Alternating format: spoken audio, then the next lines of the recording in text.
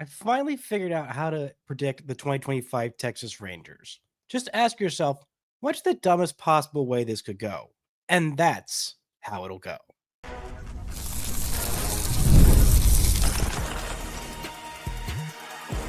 You are Locked On Rangers, your daily Texas Rangers podcast, part of the Locked On Podcast Network, your team every day.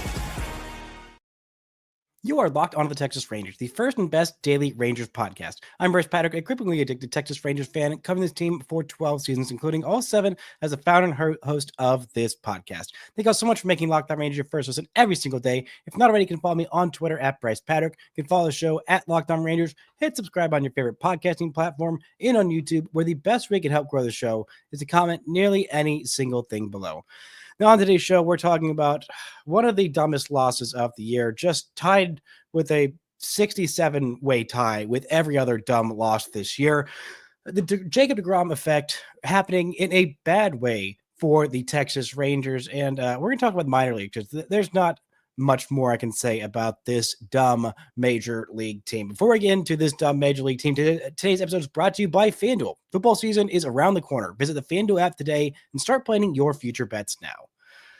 Now, what do the Rangers do after sweeping the Cleveland Guardians? After a terrible road trip where they salvaged not getting swept by either the Royals or the Blue Jays, they sweep the Cleveland Guardians, jump ahead of them in the standings, and what do they do but get shut out by the hapless, hopeless, horrible Los Angeles Angels of Anaheim with Jacob deGrom on the mound, with your ace, with your best or second best pitcher, with one of the best pitchers of a generation on the mound. You score him a whopping 0 runs against a guy who you have seen now 4 times this year. 4 times this year. The Rangers have seen Jose Soriano, and for the most part, they have done a solid job. The first time they saw him, April 16th, 5 2/3 innings, 10 hits, should have been a lot more than the 3 earned runs that he gave up. Just 4 strikeouts for him. 2 strikeouts for him in that one, 2 walks, and the Rangers ended up winning in that game. Second time that the Rangers saw him this season was on July 8th. He only went 4 innings. He allowed 5 runs, walked 5, allowed 3 hits, only struck out 4. The Rangers did some damage in that one. Then on July 30th, not a great outing for the Rangers offense against him, but better than this one because they scored 2 runs. One of them was unearned, but he went 7 innings, struck out 7. This is now the 4th time the Rangers have seen him, and this is the worst they've done against him in all of his now 5 career starts against the Rangers. He also had one last year, but in every series the Rangers have seen the Angels, they have seen Jose Soriano, and somehow they are getting worse. As a team, they are not getting better the third time through the order against starting pitchers, which is a horribly condemning stat. If you're seeing a guy multiple times through, you should be learning. You should be learning from those at-bats. That is surefire money. That is why pitchers are not pitching deep into games anymore. Starting pitchers, they're only going, 4, 5, 6 innings. They're not going 7, 8, 9 innings anymore. Not just because of pitch counts, but because theoretically, once you've seen a guy multiple times through, you remember what you saw and you know how to beat it.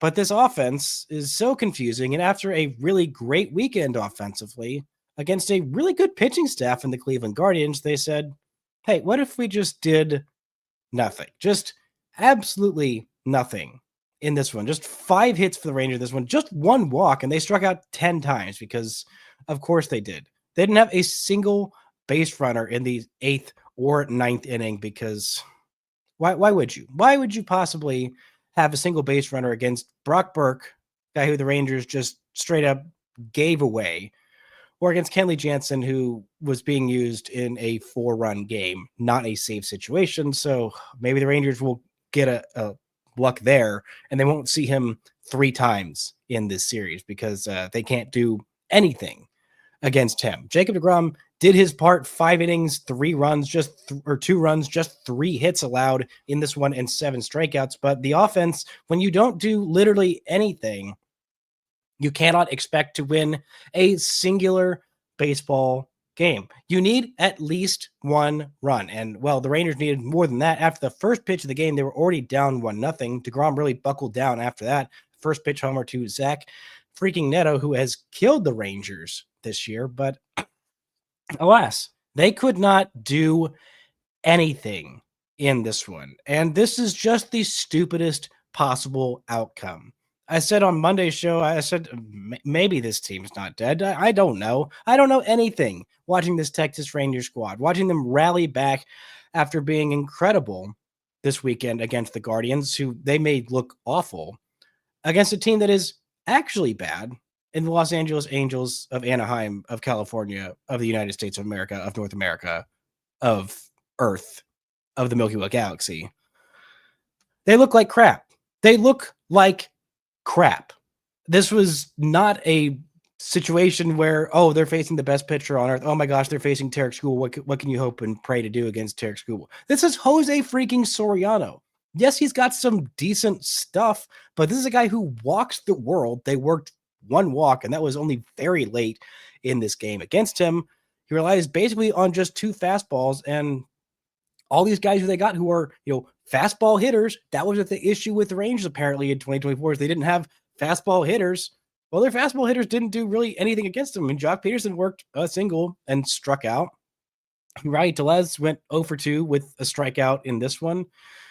I mean, just a whole bunch of nothing offensively in a game where they didn't need that much. They really did not need that much. 0 for 3 with runners in scoring position, 5 men left on base because sure, why not? And the only reason it wasn't more was because the Rangers grounded into multiple double plays in this one, squandering what few base runners they had pretty immediately after they got those base runners. I mean, so many pitches right down the middle of the zone early in counts where the Rangers just took it and then expanded the zone late. I mean, it is just the same thing over and over and over and over again. And it just, beyond the point where it makes me angry, it just makes me resigned at this point. It's just like, yep, that's who they are. That's what they do. That's what this unlovable group of misfits is doing this year. They are just infuriating. And the second they give you hope this year, boy, do they love to immediately take it away and ruin it. This show is brought to you by FanDuel. August 26th is officially FanDuel Futures Day, a brand new holiday for football fans who live for bold predictions and preseason hunches. For just 24 hours, FanDuel is giving you deals on NFL preseason predictions. So whether you're calling your MVP, eyeing a long shot division winner, or ready to crown your Super Bowl champ before week 1 even kicks off, this is your moment. They have also got baseball odds, but the Texas Rangers odds are not good in terms of to make the playoffs. The Rangers right now, to make the playoffs, they are at plus 6,800 or 680, not 6,800, plus 680 to miss the postseason. They are minus 1,200. So that seems like a lock for this Texas Rangers team to miss the postseason at this point. Visit the FanDuel app today and start planning your future bets now because Futures Day is one day and one day only. FanDuel, play your game. Shout out to the everydayers making Locked On Rangers your first listen every single day. On tomorrow's show, we'll be back talking about this team probably losing a series, probably just looking like crap, going for their 68th loss of the season, or maybe they'll get back to 500 only to get right back below 500 tomorrow. Either way, I'll be talking about it on tomorrow's show. Now, the Jacob deGrom effect is happening for this Texas Rangers team. And I don't mean the positive one where, oh my gosh, every 5th game we get to watch Jacob deGrom. After missing his most recent start with a little bit of shoulder tightness, he was a full go for this game. Bruce Bochy said they would be watching him pretty closely. This was the first game that he missed, so he hadn't started in 10 days. They skipped his last start just to be a little bit cautious with him. I mean, he's already exceeded well over what I thought he would do for the entire year at this point. And in terms of just starts and innings, he's at 25 starts now on the year, 145 in the third innings. I'm betting he's going to, unless they just miss every single start for the rest of the year, he's going to get above 150 innings, which is well over what I expected of him this year. Now, the Jacob deGrom effect is is something that happened a lot with the Mets. It hasn't really happened with the Rangers because, well, this is his first year pitching with the Rangers. And early on this year, the Rangers were able to score enough to get a lot of wins, to win a lot of games that Jacob deGrom was pitching in. And before, I believe it was the last start of the year for Jacob deGrom last year. And those 6 starts that he made in 2023, the Rangers won all of them. And I believe they won the first 2 starts that he made in 2024. So heading into this year, the Rangers had not lost a single game that he started. He headed into the first 2 games of this season. He didn't lose either of those games. Despite the first game of the season, he did not look good against the Boston Red Sox, worked his way out of trouble. Excuse me, against Tampa Bay Rays. That was the second start where he just did not look good. And the Rangers were able to rally in that game and come up with the victory, something that this offense just has not done with Jacob deGrom on the hill in the last 8 starts. They have 1 win. In Jacob deGrom's last 8 starts, nearly a third of his starts this season, they have a whopping 1 win. Just 1. And that was against the Athletics when he went 6 innings, 1 run, 9 strikeouts, just 3 hits allowed on July 22nd. He looked incredible. The Rangers offense was able to give him enough runs to win. And that's the only time in the last 8 games that Jacob deGrom has started that the Rangers have won. Now, part of those are Jacob deGrom's fault. He's had a couple of stinkers against the Angels. He had a stinker against Seattle on August 3rd. This was a decent start against the Angels. I mean, 5 innings, 2 runs, not 7 strikeouts, just 2 walks. I mean, that's good enough to get a win. That's good enough to keep your team in the ballgame. It wasn't his fault that Luis Crivello allowed a run after him, and then Jacob Webb allowed 1 run in 2 innings after him as well. But 4 runs should not be an insurmountable deficit for this offense for an entire game. That should not be a hill too steep to climb. Now, against Toronto, he was incredible. The bullpen completely blew that in his last start. Against Seattle on the 3rd, that was a bad start. That loss, that's kind of on him. Against the Angels on the 28th of July, 5 runs in 5 1/3 innings. That one's kind of on him. 3 runs in 5 innings against the Angels on July 7th. That one's kind of on him. That start in Houston where he went 6 innings and just allowed 2 runs on 2 solo homers, only 2 of the 4 hits that he allowed all game to go along with his 8 strikeouts. That loss eventually ended up being on the bullpen and a little bit on this offense. Again, that was day 2 coming after a long road trip on the West Coast where the final game, of course, was not a getaway day because the Angels are stupid and a poorly run franchise and a team that you should beat pretty much every single time. But alas, it feels like this offense just, Jacob deGrom's on the hill. We don't need to do anything. 1 run will be fine. 2 runs, that's overkill. 3 runs, why would we need to do that? I don't know if it's just seeping into the psyche of this Texas Rangers squad like it was with the New York Mets. Whenever Jacob deGrom was on the hill with the New York Mets, I mean, this guy would get just absolutely 0 run support. 0 run support. The most wins he's had in a season is 15. And that was the year with his career worst ERA. He went 15-10 in 2017 with a 3.53 ERA. The next year, in 2018, when he won his first Cy Young Award, he had a 1.70 ERA, a 9.4 Baseball Reference WAR season. You know what his win-loss record was? 10-9. He had a 1.70 ERA for a full season. The Mets went 10 and gave him a 10-9 record. The year after that, when he won his second straight Cy Young Award, 32 starts, a 2.43 ERA, 11-8. Just one decision better, just one win that ended up being, or one loss that ended up being a win for him that next year. A 7.2 WAR season, 11-8. It is just incredible. There's no way this guy is going to get to, he's not even at 100 career wins, mainly because the Mets were so incredibly hapless while he was on the mound and just such a mediocre and bad team while he was there. I mean, it is incredible. And the Rangers cannot afford to let that happen here. They just cannot afford to lose these starts with your best pitcher on the mound being your best pitcher, unless your best pitcher is Nathan Eovaldi, in which case the Rangers have still squandered some of his starts as well. But again, this was just peak deGrom being peak deGrom. It's nice to see him come back after a skip start. You always think, okay, well, he's running up against that well past what that innings limit should be on the year. He's going to hit 150 innings. He hasn't hit more than 92 innings in a season since 2019.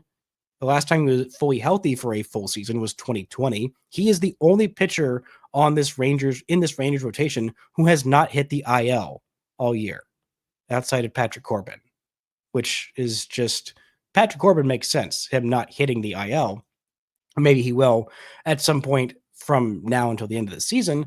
But Jacob deGrom being a paragon of durability, which he really was from 2014 to 2020. He was a very, very durable pitcher. He missed a couple of starts in 2016. I mean, he only made 24 starts that year, but I mean, it was pretty much 30 starts, 31 starts, 32 starts, 32 starts, 12 starts in the COVID shortened 60-game season in 2020.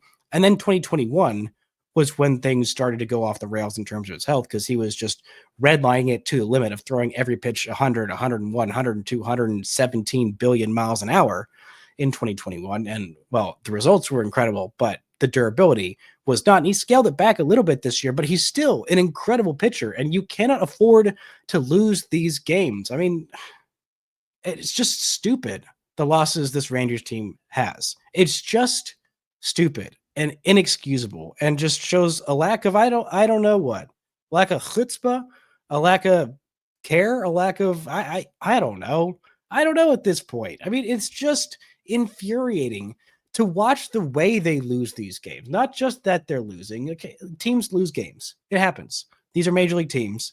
And as much as they want to call the Angels bums and horribly managed and horribly owned and horribly operated, and just mismatched garbage fire of a franchise for the last 20 years. Yeah, we are outside the 20-year window since they won a World Series, their only World Series title.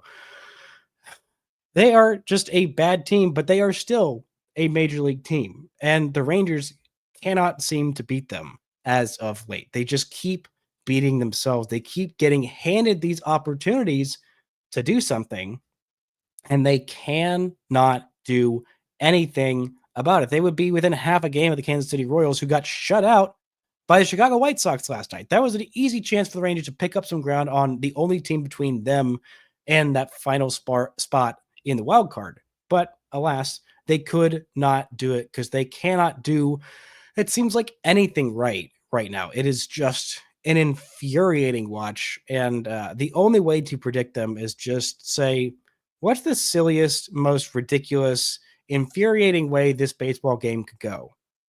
Write that down and make that your game report before the game even starts, and you just hit publish once that game is over, because that is basically what's been happening for the entirety of this really stupid 2025 season. This show is brought to you by 5 Hour Energy. Time to fuel up and turn it on with 5 Hour Energy Transfusion. This grape, ginger, and lime flavored shot brings the iconic taste of a golf course favorite to a non-alcoholic boost. Perfect for sinking birdies or making great memories with friends. It's a hole-in-one for your energy game. Whether you're out there on the course or just need an extra little push to power through your day, 5 Hour Energy Transfusion delivers the clubhouse flavor you love without ever leaving the green.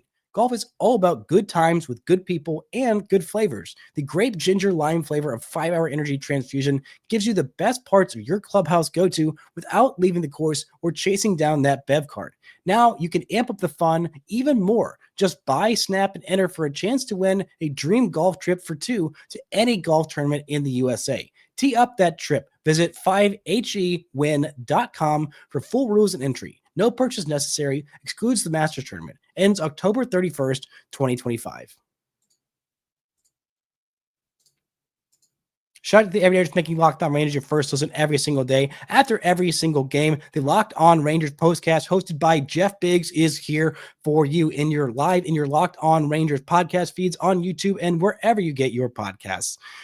Now, I'm done talking about this major league team for the day. It is time to look at the farm, because there have been some positive developments down there. And Lord knows we all need some positivity in our baseballing lives right now. But shout out to Cam Cauley, Rangers super utility prospect for the Frisco Rough Riders, who had just an incredible week last week. He was named the Texas League Player of the Week for August 18th through the 24th. He is listed as the Rangers' number 17 prospect according to MLB Pipeline. I have him in my top 10 prospects because this kid just does so much right on the diamond that I know he's going to be a big leaguer for several years because of just his overall skills of, being an elite glove at shortstop, at second base, and being a pretty solid glove out there in center field for what I've seen so far. But he had an incredible week, 4 home runs, 7 for 11, and a double, as well as 6 RBIs in 3 games last week. He only played in 3 games and he had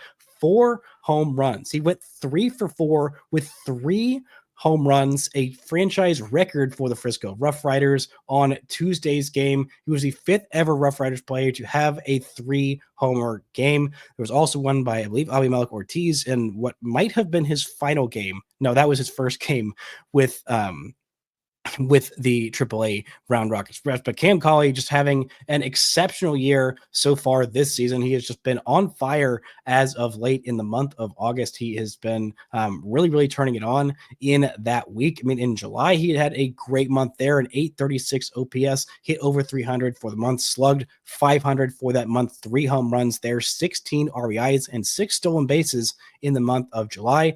This is him turning around this week. It was a rough go of it early on in August, but he has started to turn around as of late with that great week. And you just look overall at his numbers this year, he's got a higher OPS than fellow top prospect, slightly higher touted prospect, slightly higher standing prospect at 6'5" versus Cam Cauley listed at 5'10". I think maybe a little bit below 5'10", having stood next to him, but a 742 OPS on the season, and on base just a couple points shy of 320. I mean, he has got 13 bombs on the year, 6 triples, and 28 stolen bases to 6 times caught stealing. And in terms of just the efficiency of his stolen bases, he's been a little bit less efficient this year at a higher level, but he's slugging over 420 this year. I mean, that is a good player, a guy who can play elite shortstop defense, has got more pop than you expect from a guy his size. He gets the most out of his power in games, and it has been really, really fun to watch him blossom and thrive this year. I'd expect he starts next year at AAA Round Rock, and maybe he ends up making his big league debut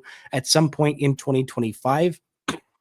And, had Zeke Duran not caught fire as of late, maybe we would have seen a little bit of Cam Cauley appearance in the big leagues. Probably not. The hit tool is still quite a ways away from being big league ready, and I still think there might be too much swing and miss there, not enough contact to be an everyday player at the big league level. But when you are an elite speed guy, an elite glove guy at possibly 3 different positions, I haven't seen him play third base or anywhere in the corner outfield, but I'm sure he'd be at least passable over at those spots. I mean, that is a guy that has got a lot of value for sure. Now, speaking of other guys who I think are going to be real baseball rats, Gavin Feen, Rangers' first-round draft pick of this year, made his debut this weekend with the low-A Hickory Crawdads. He's played in 2 games so far as a professional, DH'd in the first one, and in his very first professional at-bat, what does he do but hit an RBI triple? He has played in 2 games so far, 10 plate appearances, has 3 hits, including a double,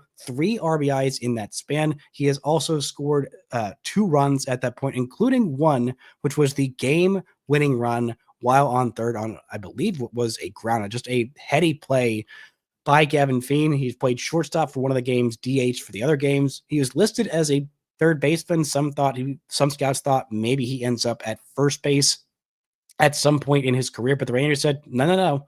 Gavin Feen is a shortstop. We are going to stick him at shortstop as long as he can be there. And then maybe he eventually moves to third base or to second base or to first base, or maybe ends up in right field. Who knows eventually where he ends up, but that bat is definitely his carrying tool. He has got really, really quick wrists. He has got a lot more power than you'd expect from a guy his age. And so hopefully we'll start seeing that, playing in games. We're already seeing it with multiple extra base hits in his first 2 games so far. I guess 2 extra base hits in 2 games so far as a professional. How much longer the Hickory season goes, just a couple more weeks. So we're not going to see too much of Gavin Feen. I wasn't really sure if we were going to see Feen at any point this year, just because he very much just recently got drafted. I don't think we're going to see too many of either Josh Owens or AJ Russell, the Rangers' 2nd or 3rd round picks so far this year, because those guys are, well, AJ Russell's a pitcher, and he has pitched plenty this year. I imagine we see him at some point next year. But Gavin Feen, I bet he will probably start next year again at low A with the Hickory Crawdads in the Carolina League. But this is a good start to his professional career. Just get some at bats under his belt. Just kind of get himself ready, get himself acquainted with what it's like to be a professional baseball player, and just get his feet wet. And I see him have a little bit of success so far at this level. But as the minor league season is winding down, so is the Dominican Summer League winding down. The Rangers are done with their Dominican Summer League playing days so far this year. With the final game, the Rangers ended up losing in the playoffs to the Athletics 8-5. The Rangers started that game with Kim, who is the Rangers' two-way player that they just signed with all the money that they did not spend on Roki Sasaki this offseason. And Sun Jung Kim pitched pretty well. So far, he's only pitched in 2 games as a professional, but this was the longest outing of his career. His first outing, he just went 1 inning of shutout ball and struck out a pair and got a weak ground out in the other at-bat. This one, he went 4 innings. He allowed 3 hits, 2 runs, both of which were earned, had a couple of wild pitches and struck out 6, allowed 1 home run and didn't walk any in 4 innings of work, seeing him go 4 innings of work, and then hit as the designated hitter in this one. He went 0 for 2 with 1 strikeout in this one, had a couple of hits as a professional, just 2 games in the regular season. And I don't know why Baseball Reference does not count these games, these postseason games, in their overall numbers for the season, because that would be nice to be able to just cram those in, because they are still games. They still count as competitive games. I don't know why that has been the case for the minor league side, but it's been the case for several years. But in the first 3 games as a professional, as a hitter, before the postseason rolled around, he went just 2 for 12 in his first 3 games, hitting just 167, had a couple RBIs, had 3 stolen bases, worked a walk, and struck out 3 times, and also had a triple for what was his first career minor league hit. Pretty solid performance there from Kim. I didn't expect to see him playing in professional baseball this year, because I thought he was going to stay in Korea for this year and then start next year as a professional baseball player. But alas, that was not the case. And that wraps up the Dominican Red Summer League team, which overall had a good year. I mean, 37-17 made the postseason. And there were some strides there for some guys who had some really, really nice performances. I mean, Sun Jung Kim wasn't incredible, but just seeing him be on the field and playing multiple positions, playing shortstop, pitching, going 4 innings and striking out 6 in a postseason game, that was a lot of fun. But for me, the story of the Dominican Summer League was Ilorki Rodriguez. He had a fantastic professional debut. He was the Rangers before Kim. He was their biggest international signing this year. The left-handed, sweet-hitting center fielder / second baseman defensively. We'll see where he actually ends up sticking, but he played in 46 games this year in the Dominican Summer League. He hit over 330 at 337, had an on base of 473, slugged 506, a 979 OPS with 6 homers, 10 doubles, and a triple, and 48 RBIs in 226 plate appearances so far this year. He walked 1 more time than he struck out. He was successful stealing bases 1 more time than he was caught stealing. 9 steals to 8 times caught stealing, 39 walks to 38 strikeouts in his first go of professional baseball. That's pretty solid. That is pretty solid from a guy at that level who is just 17 years old. Again, he's a guy with elite bat to ball skills.